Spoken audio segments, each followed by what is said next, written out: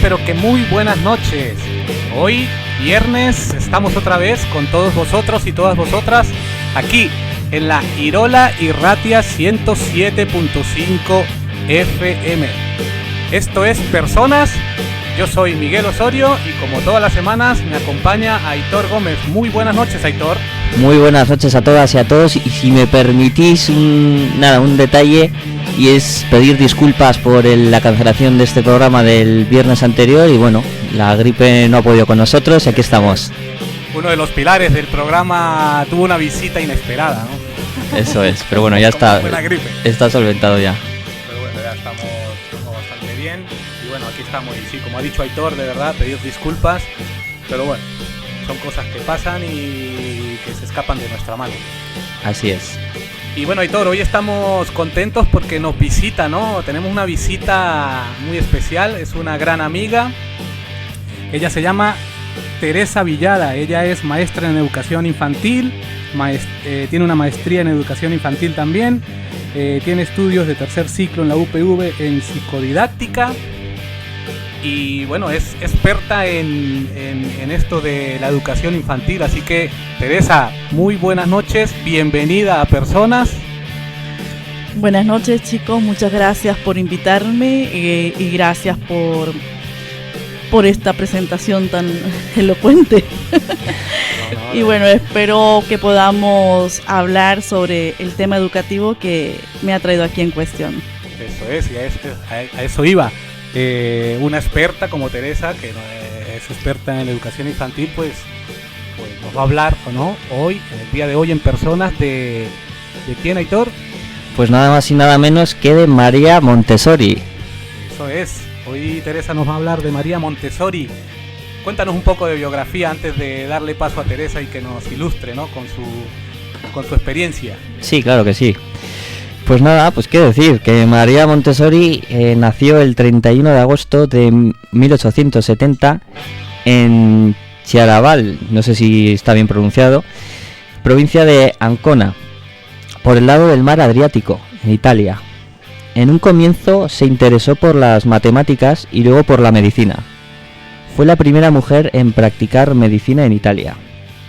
Ya en 1901 fue designada directora de una clínica psiquiátrica asociada a la Universidad de Roma, dedicada al cuidado de niños con retrasos mentales. Allí puso en práctica la idea de un enfoque científico en educación, tomado de sus dos referentes y basado en la observación y en la experimentación. En 2 años logró que 8 niños del instituto aprobaran el examen oficial de aptitud en lectura y escritura para niños normales de su misma edad. Este milagro que maravilló al mundo llevó en cambio a María Montessori a reflexionar sobre el estado de la educación general. Con esta convicción y con el fin de prepararse para su nuevo rol de educadora, estudió filosofía, psicología, educación y antropología. La oportunidad de poner en práctica sus ideas llegó en el 1907, cuando le ofrecieron formar una guardería de niños de entre 2 y 6 años, en un complejo habitacional de San Lorenzo, un barrio muy pobre de Roma, habitado por familias de padres trabajadores analfabetos. La guardería se llamó Casa dei Bambini, Casa de los Niños. Muy bien esa biografía, Aitor.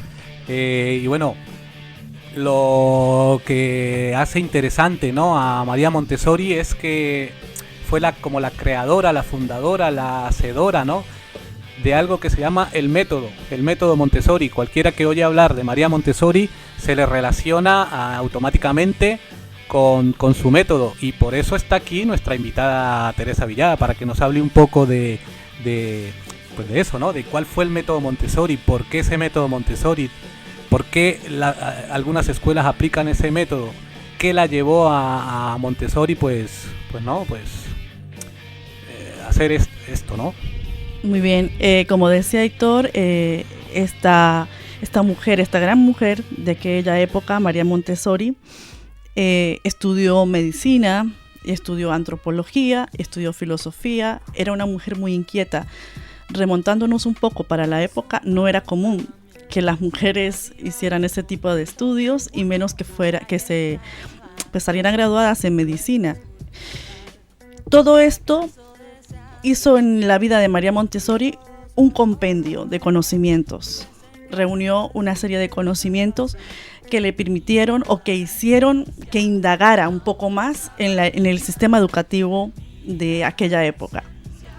Había un grupo de niños, como bien lo dijiste, a los que tenían por menos, a los que le veían de menos, incluso no estaban dentro de un lugar especial para niños, sino en un lugar que era de adultos también, para enfermos mentales. Porque los niños, perdón Teresa, no eran niños normales, entre comillas, ¿no? En teoría no eran niños normales porque tenían algún tipo de deficiencia, como dices tú, o algún tipo de problema para la época.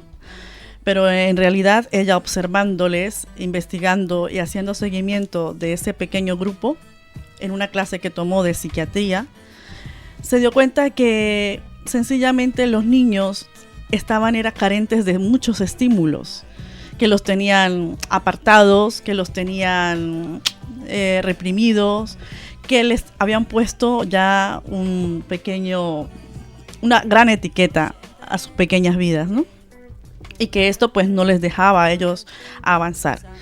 Entonces, a raíz de esto empieza el estudio de María Montessori y empieza a ver progresos de una manera alarmante y le causa mucha curiosidad. Ella sale graduada de medicina, pero sigue estudiando filosofía, antropología, psicología, porque esto le apasionó, le impactó. Como a un grupo de niños que tenían por los menos dotados, vienen a aprobar un examen, vienen a salir adelante, inclusive a tener mejores notas que los que creían para ese tiempo normales. Entonces, todo esto da origen a su estudio, a su investigación, y es así como paso a paso va creando el método. El método Montessori. Pues, joder, qué bien, ¿no? De Montessori, al ver que estaba viendo, ¿no?, esos progresos ante estos niños, ella no se queda de brazos cruzados, sino que trata más bien de formarse más en todas las áreas que ella ve que eso es interesante. Eso es.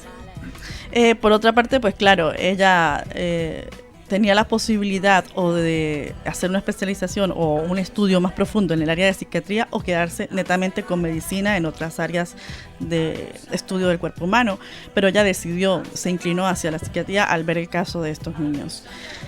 Visto lo visto, para María Montessori o para el método Montessori se basa o es como una especie de triángulo en donde está el niño en un vértice, en el otro está el ambiente y en el otro el amor. Así de sencillo y de simple, aunque suene un poco para estas épocas extraño, ¿no? Pero es así. O sea, esos son los 3 pilares del método Montessori: niño, ambiente y amor. Y con eso fue que ella empezó a lograr los milagros que se vieron en la época.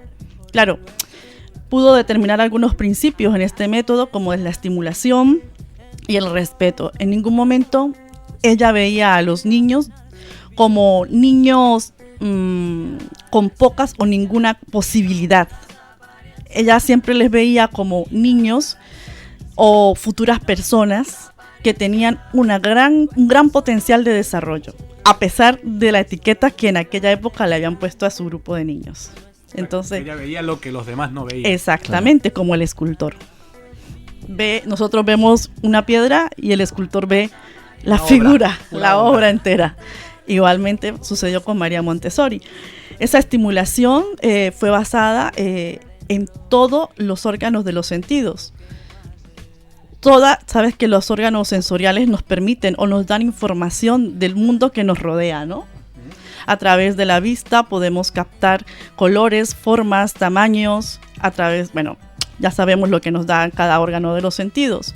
Ella utilizó los 5 canales porque fueron canales para ella, para transmitir la información, y no solo para transmitir información, sino para permitir que se produjera también la comunicación, porque esos niños no se comunicaban de la manera común y corriente como todos, precisamente porque eran tratados como enfermos psiquiátricos. O sea, que quizás lo que María pretendía era pues llevar a cabo una educación emocional, no tan tecnificada como los niños normales, entre comillas, pues tienen esas capacidades igual para las materias como las matemáticas o lo que sea, y igual ella buscaba pues, ¿no? un poquito de esas emociones, ¿no? Esa educación emocional. Sí, esa es parte del método, es parte del método, sin dejar en detrimento la parte cognitiva ni la parte sensorial, eso es parte del método. Pero en la actualidad o en aquel momento también lo importante era el conocimiento, era que rindieran una clase, un contenido, un número para aprobar o para fracasar en la educación. Ella quiso ir más allá de eso, quiso ver la esencia del ser humano, quiso descubrir el potencial al que podía llegar a desarrollar a través de ambiente, amor y niño. La estimulación y el respeto. Intentó estimularles, como le decía acá, a través de los 5 canales de los órganos de los sentidos, respetando el momento de desarrollo en el que se encontraba el niño, sin irle a forzar, sin irle a violentar para que pudiera avanzar, o sencillamente porque esperaba otra cosa. No, respetando. Tal cual la respuesta que el niño daba, ella respetaba y esperaba. Tan sencillo como eso. Luego, las observaciones, se basa en unas observaciones reales. Ella no es que va a decir, bueno, voy a utilizar... Ella no va a imponer. No, ni a imponer, ni a utilizar lo que otros habían hecho. Va a ser simple guía. O sea, eso ver es. Cómo el muchacho, o sea, el niño o la niña va desarrollándose, eso aprendiendo. Y tampoco le interesaba repetir lo que la educación del momento estaba haciendo, porque era claro que no iba a funcionar. Claro, tenía que ir desde otro ámbito, tendría que llegar primero, conectar con ellos a través de sus sentidos, y luego ya empezar a hacer o a ayudar a desarrollar la parte social, emocional, la parte cognitiva, la parte de desarrollo físico motor del niño. Ya podía seguir haciendo lo que correspondía. Entonces, pues un poco eso. Y el desarrollo del niño, ya ese es otro principio del niño y de la niña. Eso es muy importante. ¿Por qué? Porque se da a través de la libertad. En un aula Montessori, el niño y la niña escogen con qué trabajar, qué hacer, qué no hacer. Claro, hay ciertos límites, porque los niños y las niñas, para sentir seguridad emocional y desarrollar su seguridad emocional, necesitan límites. Cuando dices, perdona Teresa, cuando dices aula Montessori, un niño y una niña en el aula Montessori... ¿A qué me refiero? Eso es. Voy allá. Voy allá. En el aula Montessori, el ambiente está preparado. ¿Por quién? Por el guía. En la educación Montessori, al maestro no se ve como un maestro, no se le determina como un maestro, sino como un guía, como quien está presente para ir encauzando un poco o dando pequeñas pautas, pero sin imponer y sin decir hazlo así, es así, o lo has hecho mal, repítelo. No, va respetando, como decía anteriormente, la parte del proceso en la que se encuentra, y va animando, va upando.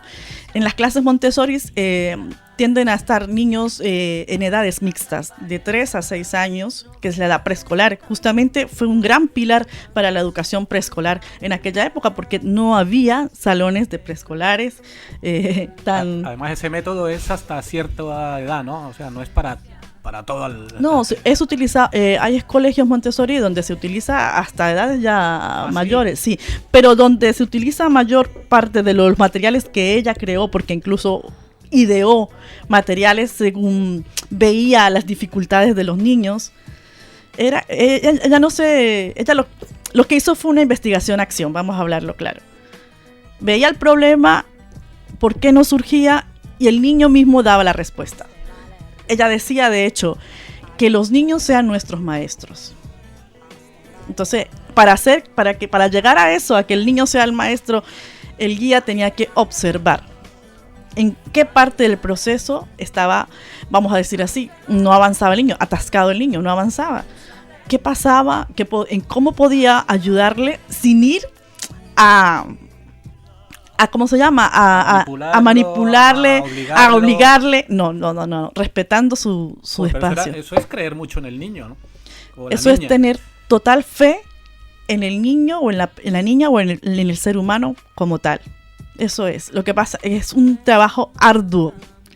Y claro, no todo el mundo se mide a este tipo de trabajo en el aula educativa. ¿Por qué? Porque el docente el guía tiene que trabajar en forma y en condiciones. Primero, como tiene que estar formado, de hecho, en la parte de investigación, porque tiene que saber pautas para observar, qué observar, dónde, cuándo, o sea, y a partir de ahí diseñar materiales, diseñar momentos, diseñar espacios para que el niño llegue a desarrollarse en plenitud o la niña llegue a desarrollarse en plenitud. O sea, que cualquiera no puede dar clase, por decirlo de alguna manera, no sé, en escuelas donde exista el método Montessori. A ver, tiene que ser pedagogos. A ver, no. Cualquier docente, siempre y cuando esté formado con los principios, haya recibido un curso de formación previo, con los principios, las características, los aspectos a educar, según el propio modelo Montessori como tal. Pero todo docente que no quiera acomodarse en una silla y que no utilice el aula de clase o la clase en tal, como que no diseñe la clase para sí. Si está acostumbrado a diseñar la clase para sí, no puede estar, porque se va a quemar rápido, se va a cansar rápido. Sino aquel docente que quiera diseñar la clase para el niño. O sea, que tiene que tener un don, por decirlo de alguna manera, o que le apasione área para poder... Yo diría que vocación, y no solo vocación, sino de verdad ese deseo profundo de no conformarse con lo que hay, con el sistema educativo tal cual está, con dar respuesta a cada situación particular de cada niño. O sea, al final es de integrar a todo el mundo, no a Eso todos es. los niños, de que nadie se quede, Eso es. que se quede atrás, por decirlo de alguna manera. Eso es, esa es la idea. Que todos, de hecho, como tal, se puede decir que entre las características del método, precisamente está el enfoque integral, ¿no? En el que se pretende ayudar o promover el desarrollo social a través de la ayuda, de la cooperación entre los mismos niños para ayudarse a ir en el mismo nivel educativo, más o menos. Entonces, a través de lo social, a través de la parte emocional, donde no se sientan, donde su autoestima no esté baja, o no se sientan mal porque no he podido lograr el proceso de construir el concepto de número, porque se siente señalado o juzgado porque es el último de la clase. Entonces, no se basa en la competitividad. No, para nada. No, en la cooperación y en la ayuda mutua. Joder, qué interesante. Sí, en la cooperación y en la ayuda mutua. O sea que podríamos decir que ahora en la actualidad estamos en las antípodas de ese modelo, ¿no? O sea, totalmente antagónico. Sí, es muy antagónico. La verdad que sí. Es lo que tiene, ¿no? De hecho, hay muchos niños que en la actualidad se aburren en la escuela y como se aburren sencillamente porque no dan respuesta a sus intereses y a sus necesidades, son los que arman jaleo, por decirlo de alguna manera. Y esto lo dices con propiedad, Teresa, porque tú trabajas con niños. Sí, actualmente estoy aportando mi granito de arena en una ONG y estoy con edades comprendidas entre los 4 meses y los 2 años y medio de edad. Bueno, y antes también trabajabas con... Y sí, previo a esto, pues he tenido experiencia con niños de 3, 4, 5 y hasta 6 años. O sea que el método Montessori, según tu experiencia, Teresa, sería como el ideal para todos los niños y las niñas. Bueno, ¿O tampoco hay que abusar del... Yo pienso que tenemos que ser personas con criterios según el contexto en el que nos encontremos y según la realidad en la que vivamos.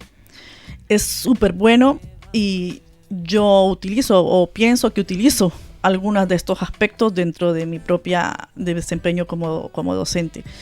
Pero también hay que tener claro de que no todo es absoluto, ¿eh? No hay nada totalmente bueno. Siempre el docente tiene que ir calibrando y sentirse cómodo también en lo que está. Ojo, sin acomodarse. Cómodo, claro, de que pueda desarrollar su actividad como tal, pero sin acomodarse. Entonces yo pienso que es calibrar, pero sí que vale la pena tomar en cuenta muchas de estas características. Estaba comentando un poco que una de ellas era el enfoque integral, ¿no? Que era sobre el poder desarrollar el aspecto social, emocional, corporal y por supuesto la preparación cognitiva como tal, que no queda de lado, que todo lo contrario, que va a mejorar al 100% en la persona, en el niño, al sentirse cómodo, al no sentirse juzgado, al darle espacio y tiempo para que logre el proceso y que no se sienta presionado. Porque quien al sentirse presionado da el máximo de su potencial. Hombre, sé que hay personas que lo pueden, pero en un niño es más complicado. Además, el niño en las edades en las que Montessori, por lo que te he escuchado, hacía su investigación y esto para llegar al método, eran como años como claves, ¿no? En el desarrollo de lo que podía ser la personalidad del niño, o sea, de la persona ya adulta. De hecho, perdona, Miguel. Sí. De hecho, ella decía que se establecía en periodos que llamaba periodos sensibles. De 0 a 3 años, ella decía, es la edad más importante del ser humano. ¿Por qué? Porque de 0 a 3 años, ella, según las investigaciones que realizó, decía que es el periodo de la edad de la mente absorbente. Es decir, el niño desde que nace empieza a conocer el mundo que le rodea, como les decía, por todos sus sentidos. Entonces, lo que huele, lo que siente en su piel, lo que oye, lo que ve, todo eso le va a dar una información al niño para hacerse luego, posteriormente, a la idea de lo que es su contexto, de lo que hay a su alrededor. En ese momento el niño no es consciente. Ese tipo de información que va a entrar a su cerebro, que va a quedar registrada en su cerebro, no la procesa de manera consciente, lo hace de manera inconsciente.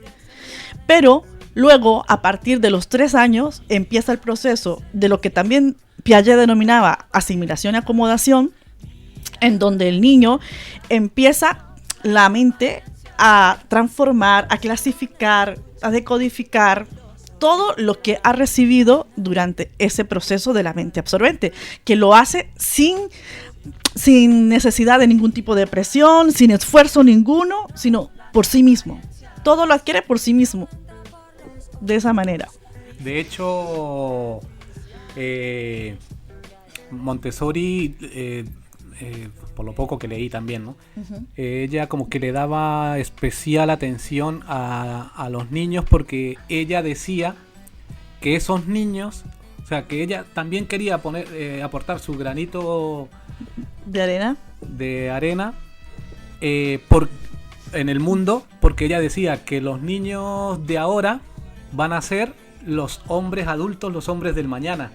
Entonces ella de alguna manera también quería transformar el mundo, porque pensaba ella que para transformar el mundo, o sea, la transformación del mundo estaba en la persona.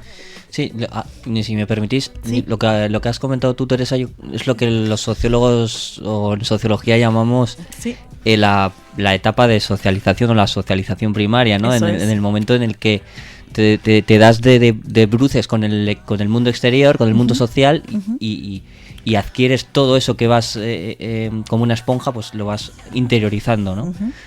Y claro, es una etapa importantísima, ¿no? Porque luego es lo que dices tú, Miguel, ¿no? Luego cuando somos mayores nos vamos a comportar o vamos a tener una identidad relacionada, pues según la infancia que hayamos tenido, ¿no?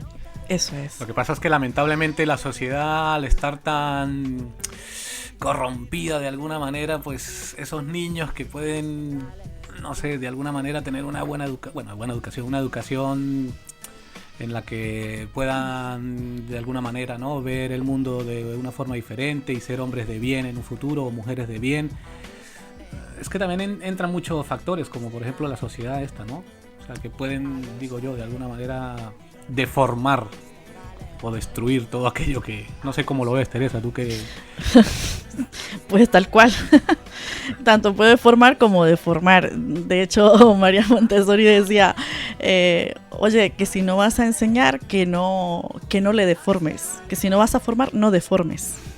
O sea, que o lo haces bien o mejor, Claro. si no lo vas a hacer bien, mejor no No lo hagas. deformes. No deformes porque ya él en sí mismo, el niño, la niña tiene un potencial tan grande que si le vas a limitar, lo llevas, claro, o sea, le vas a deformar. Lejos de ayudarle, le vas a deformar. Claro, es interesante porque ella veía que al final, pues que hay diversidad, o sea, que hay heterogeneidad Eso en los es. niños y en las niñas, ¿no? Ujú, ujú. No como ahora, o como en el sistema educativo tradicional, en esa época, que al final en esa época y en la de ahora no hemos cambiado nada en ese sentido. Ujú. O sea, que lo que trata es de homogeneizar, o sea, Ujú. homogeniza porque clasifica a los niños y niñas de una manera y todos tenemos que aprender lo mismo, de la misma manera, con el mismo método. Entonces, creo que sí que es positivo que ella viera que hay diversidad y que habría que aplicar pues, ciertos no sé, ciertos métodos para un niño o para una niña diferente, ¿no? Supongo, o sea, el mismo método, pero Diferentes estrategias. Eso es lo que quería decir. O sea, que no hay como un manual ABC, hay que seguir este manual, no. Sino dependiendo, me imagino, de los niños, las niñas que hayan... Claro, a ver, te decía que había unos principios, y los principios son, vamos, son los que son y son inamovibles. Mientras esté el respeto, la estimulación, basado lo que vayas a hacer en la observación real, in situ, con el niño o la niña, el desarrollo dentro de lo que es la libertad con ciertos límites, y el ambiente preparado. El ambiente preparado, que también es otra de las características del método, no es otra cosa que el guía entra a la clase Montessori y coloca los materiales, deja allí en espacios de tamaño fabricados especialmente para el tamaño de los niños, de las niñas, que eso sí se cumple en la actualidad en las diferentes aulas de infantil o de guardería, en fin. El ambiente esté preparado para que ellos puedan adquirir ese objeto, para que puedan manipularle, para que puedan explorar todo el ambiente, todo lo que hay dentro de la clase como tal. Aparte, pues que sea materiales acordes a su edad, que sean estéticamente agradables, vistosos, y recalca mucho, sobre todo el orden, el mantener el orden dentro del espacio, porque dice que eso ayuda a que el niño desarrolle mayormente todas sus potencialidades, pueda moverse con libertad, pueda... Al amar el orden hay cierta, ¿cómo lo diría? Hay cierta facilidad para que el niño se ubique espacialmente, sepa dónde está cada cosa. Hay una rutina preestablecida en cuanto a los espacios, eso sí, más no con el material con el que van a trabajar, porque cada niño escoge, selecciona o dice con qué quiere trabajar. En un periodo no menor de 3 horas, le dan hasta 3 horas para que pueda trabajar. Si quiero trabajar con cubos, si quiero trabajar con letras, si quiero trabajar con plantas, si quiero trabajar con lo que quieras trabajar, tienes la libertad. El guía solo va a preguntar qué estás haciendo, cómo lo estás haciendo, y un poco va el tema de por ahí. O sea que está basada en esas edades tempranas, lo que es el método está basado en juegos, ¿no? En que los niños jueguen, que sea divertido, jugando. Que sea divertido. Exactamente. La idea es que el niño se divierta y que sin darse cuenta vaya desarrollando todo su potencial. Yo quería hacerte una pregunta, si tenemos tiempo. No sé por qué. Nuestro gran enemigo, el tiempo. Sí, yo en la universidad, en primero de carrera, en una asignatura de sociología, el profesor nos puso no sé, que seguramente la conozcas, es un documental, una película de 2 horas o así, que se llama La educación prohibida, y habla un poco de cómo es la educación actual, de todos los puntos flacos que tiene, y de las escuelas alternativas que hay. Creo que salía la Montessori, pero también hablaban de la de Waldorf, de la escuela Waldorf, no sé si la conoces. No te voy a mentir, no la he escuchado. Pero bueno, al final todos se basaban un poco en esos principios de juegos, y todo lo que nos has comentado. De hecho decía que si el niño cuando va a la escuela sale con los ojos apagados, decía ella, triste, quiere decir que algo está yendo mal allí, algo está pasando. Es bastante fuerte decir todo esto. Me pongo como docente desde el otro lado de la emisora, pues como oyente, y digo, oh, sí, claro, es muy fácil hablar, qué chévere, tú con 40 niños a ver cómo lo haces. También es cierto que el sistema educativo ahora, o sea, está muy saturado y es difícil hacer un papel de guía como tal si no tienes los recursos, si no tienes lo ideal, vamos a decir así, para desarrollar, que sea un grupo por lo menos reducido de niños, que puedas trabajar, que puedas investigar, que puedas... Es más complicado, es muy difícil, o sea, se le iría la vida en ello. Pero sería interesante que se quisiera transformar en ese aspecto del sistema educativo y que fuese un grupo justo para cada docente y que el docente o el guía como tal pudiera desarrollar todos estos valores. No, Teresa, muy, muy interesante lo que nos has contado hoy sobre María Montessori, pero bueno, el tiempo, como siempre, se nos ha echado encima. Pues sí, de verdad, quiero agradecer, Teresa, agradecerte por venir al programa y hablarnos de esta gran mujer, ¿no? De María Montessori. Uh-huh. Y bueno, los micrófonos de personas seguirán a tu orden para cuando quieras volver. Gracias. Y hablar de otra gran mujer o de otro gran hombre que en temas de educación. Vale, así gracias. Que gracias, Teresa, de verdad. A vosotros por invitarme. Muchísimas gracias, chicos. Gracias, Aitor, también. Nada, aquí estaremos y muchas gracias, Teresa. Un placer y espero que verte por aquí. Gracias. Bueno, gracias a todos y todas las que nos han estado escuchando en esta media hora, ¿no? A través de Irola y Ratia 107.5 FM. Os esperamos a todos y a todas para el próximo viernes, donde seguramente vamos a traer otro personaje aquí en persona. Así que seguid en la compañía de Irola y Ratia 107.5 FM y nos vemos el próximo viernes. Agur. Eskerrik asko, agur.